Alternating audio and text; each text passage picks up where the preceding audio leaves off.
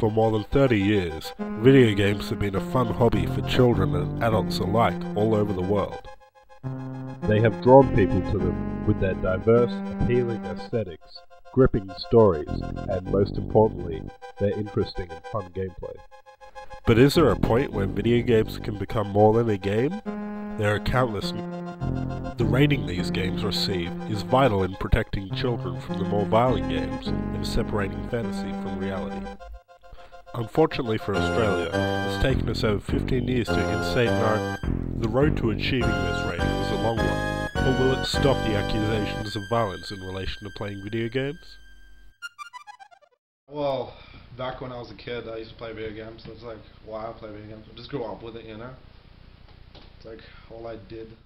So the reason I enjoy video games is after a long day at the office, I get home, come to unwind, have a bit of food, and I might just get on the Wii, get on the Wii Fit, jog a few miles, and it's all a bit of fun. And after that, I might plug in Halo and just shoot some baddies, and it's all a bit of fun. And yeah, really makes me just appreciate my entertainment value. Also stimulates my brain a bit. Well, I've been playing video games for a pretty long time, ever since I was a kid. And I guess it's just what I do naturally for fun now. Because back then it was pretty new, and now when I just come home I instinctively, go to my consoles. It's just what I relate to fun. Violence has always been a big factor in video games. Countless games come out each year which task you with shooting hundreds of realistic humans. But can this really turn people into killers? You could argue that harmless games like Mario, where you jump on enemies' heads, also trigger something in these obviously sick people. However you look at it, the news stories are telling. There have been several cases of murder and other related crimes that the media seem to think stem from video games. Rating and classification systems are in place to regulate what we can play and watch, and the ages at which we can access certain materials.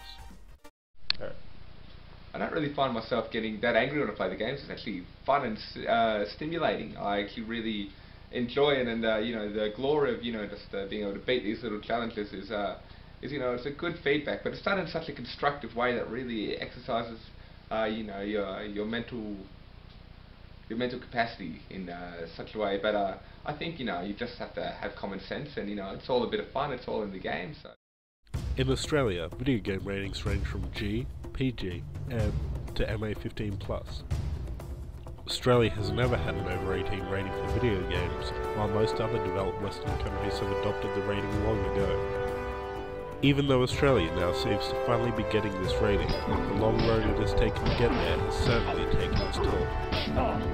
Countless games have been outlawed in Australia due to violence, drugs, sexual content, and other risque topics. With the R18 rating now set to be instated, Australia may get its chance to develop in this regard and give adult video game players access to the content that most of the whole world has been playing all this time.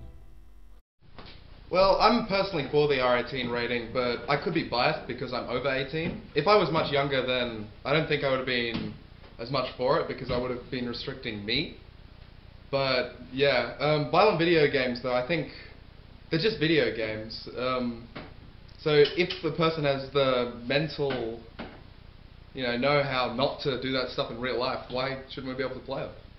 Yeah, I think it was a fantastic decision because it's entertainment mediums, just like your movies. There is some stuff that needs to be artistically out there for people of all tastes, and some of that will not be applicable to children.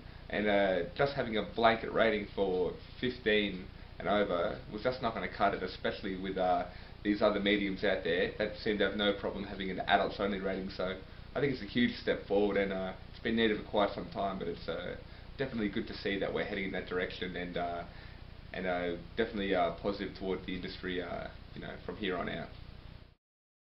The video game industry is huge, and having this rating will make it even bigger.